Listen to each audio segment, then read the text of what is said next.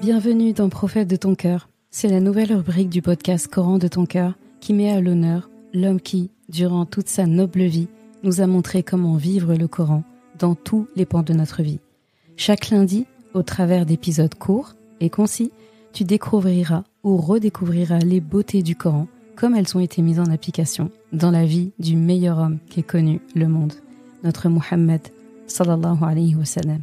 De quoi bien débuter ta semaine, comme s'il était avec toi, sallallahu alayhi wa sallam. Muhammad, khayru khalqillah,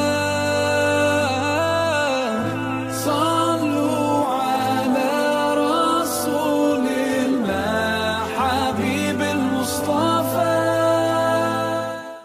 On connaît le nombre de rak'at de nos prières obligatoires dans une journée. On sait combien de sourates récitées. On sait quelle formule employer lorsqu'on fait le sujoud, donc la prosternation, ou le ruku', l'inclinaison. On sait quand faire le salam, on sait quoi dire pendant le tashahhud, mais est-ce qu'on s'est concentré sur la manière dont Rasulullah sallallahu alayhi wa sallam priait, particulièrement quand il récitait le Coran? Est-ce qu'en fait on s'est déjà intéressé, est-ce qu'on s'est déjà posé pour se dire comment est-ce qu'il récitait? Quelle quantité il récitait? Comment était son état émotionnel lorsqu'il récitait? Eh bien, c'est tout simplement très beau et grandiose ce qui se passe quand on se concentre sur ce que Rasulullah sallallahu alayhi wa sallam faisait et comment il était pendant sa prière. Les compagnons ont dit de lui que lorsqu'il récitait le Coran, il était connu pour faire une pause entre chaque ayah. Il les récitait une par une. Et ça, je trouve ça très beau. Là où aujourd'hui, les gens ont des prières express, on dirait que vraiment c'est un marathon, ou bien voilà. Quand je lis ces paroles des compagnons, je me dis, mais subhanallah, la prière de n'importe qui en fait peut être délicieuse. Vraiment, c'est le mot. Elle peut être délicieuse, elle peut être très belle, elle peut être profonde. Il n'y a pas besoin de connaître tout le Coran par cœur pour ça, ni même la moitié, ni même le tiers, même si c'est un plus. En fait, avec des sourates courtes, des sourates qu'on connaît bien, eh bien, je me demande juste, pose-toi la question, combien sommes-nous, en fait, à prier, à réciter le Coran et à faire comme Rasulullah sallallahu alayhi wa sallam ici, marquer une pause entre chaque ayah? Déjà, c'est peut-être une question qu'on se pose même pas, parce que, en fait, on se dit, mais qu'est-ce que je vais faire pendant ces pauses-là? Eh bien, c'est le temps, en fait, il y a des compagnons qui disaient même qu'ils laissaient le même temps, le temps de récitation de la ayah, il laissait minimum ce temps-là avant de passer à la ayah suivante. Et pendant ce temps de blanc, il méditait. Si c'était une ayah où Allah posait une question, il répondait. Bon, bien sûr, à voix basse, dans sa tête, il ne répondait pas à voix haute. Si c'est une ayah qui parle de l'enfer, du paradis, ou voilà où il y a une dua, eh bien, il formulait une dua. Si c'est une ayah qui parlait d'un prophète, eh bien, il prenait le temps de faire des invocations pour ce prophète. Vraiment, il interagissait avec le Coran. Et ce qui me marque, moi, quand je lis ça, et je pense que ça doit te faire le même effet, sûrement, c'est qu'il prenait son temps. Quand j'ai dit ça une fois à une amie, elle m'a dit, mais il faut avoir le temps. J'ai dit, mais est-ce qu'on ne doit pas prendre le temps? Si on réfléchit comme ça, en fait, on tombe très vite sur ce principe que nos journées doivent être rythmées par les prières. Et tout le reste des activités doit se caler entre les prières. Finalement, si on devait regarder notre journée, les poteaux et les piliers principaux, ce sont les prières. Et ce qui est entre les prières, c'est pour, entre guillemets, c'est pour meubler. Même si c'est bien sûr des obligations. Et voilà, il y a des tâches importantes, des tâches très importantes même. Mais ils viennent s'insérer en fait entre les prières. Comme pour dire que la journée sans prière, si on est en état de prière bien sûr, eh bien ce ne sont pas des journées intéressantes, vraiment. Et donc quand on part du fait que la prière elle est prioritaire et que tout va être calé après, eh bien la prière en fait, on va lui donner tout en fait. On va d'abord s'occuper d'elle, on va tout mettre en œuvre par rapport à elle, et donc tout le reste en fait va attendre et va se conformer à la prière.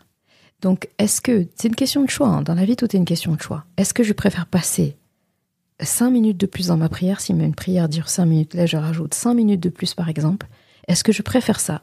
Ou est-ce que je préfère prier 2 fois moins, avec 2 fois moins de temps, et c'est une prière aussi convenable, c'est pas la prière ninja, là, comme j'aime bien dire, où tu fais taf, taf, taf, taf, tu te lèves et tout.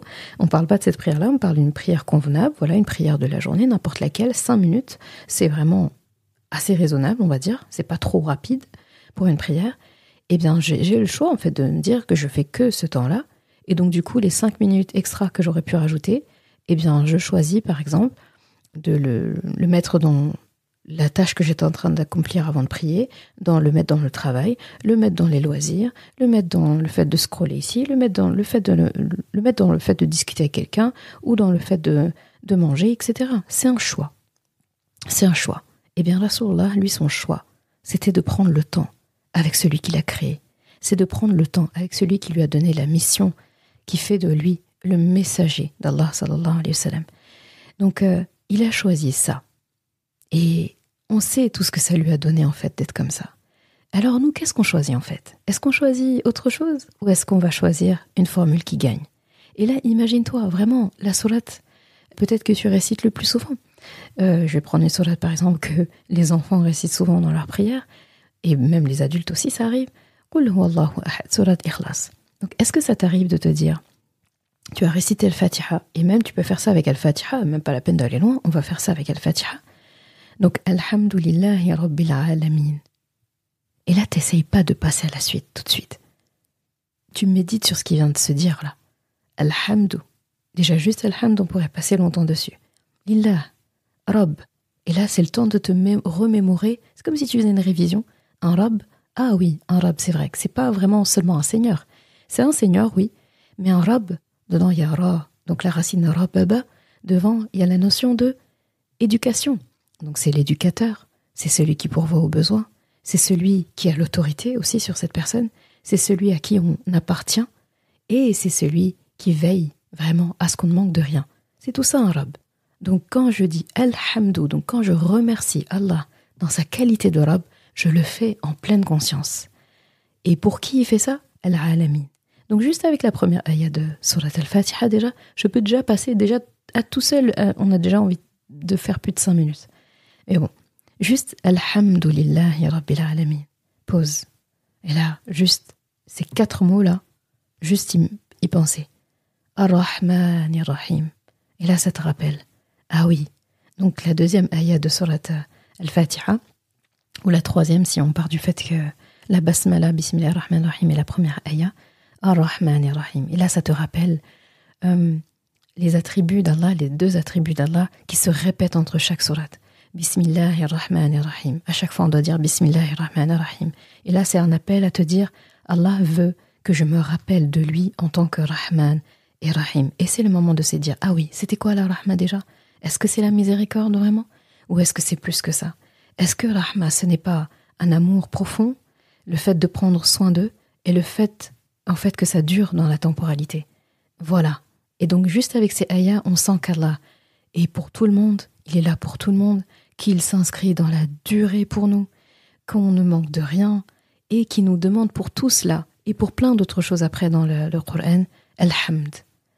D'accord? Et d'ailleurs, dans Al-Fatiha, tu regarderas, tu vérifieras que il a fait le premier mot, finalement, que tu vois, c'est Al-Hamd. Il est avant même Allah. C'est pas Lillahil Hamd, c'est Alhamdulillah.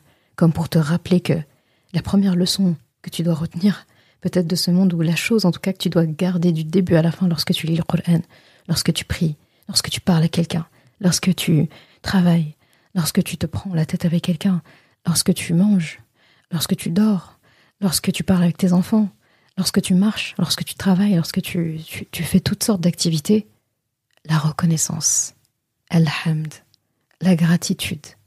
C'est ça qu'il veut en fait que tu gardes. Parce que quand tu as les lunettes de la gratitude, aujourd'hui on a plein d'entrepreneurs, de gens dans le dev perso, etc. et tout, qui disent oui, il faut tenir un journal de gratitude, il faut cultiver les gratitudes. Ouais, ce matin j'ai fait mon moment de gratitude. Ils n'ont rien inventé, on l'a déjà. Et pourquoi est-ce qu'ils reviennent tous un peu sur ce côté un peu gratitude, pratique la gratitude? Parce qu'ils savent que ce sont des lunettes hyper puissantes. Ce sont des lunettes en fait qui peuvent donner que la réussite. Donc même eux, même sans croyance religieuse, ils arrivent à arriver et à penser à la gratitude comme moyen de réussite. Alors que dire de nous, dont le Mus'haf, le Coran, commence par ce mot? Eh bien tout ça tu l'apprends avec la prière de Rasulullah sallallahu alayhi wa sallam. Donc je ne vais pas m'étaler sur beaucoup de choses qu'il faisait pendant la prière, parce qu'on pourrait en parler pendant des heures, mais concentrons-nous à chaque fois sur un élément.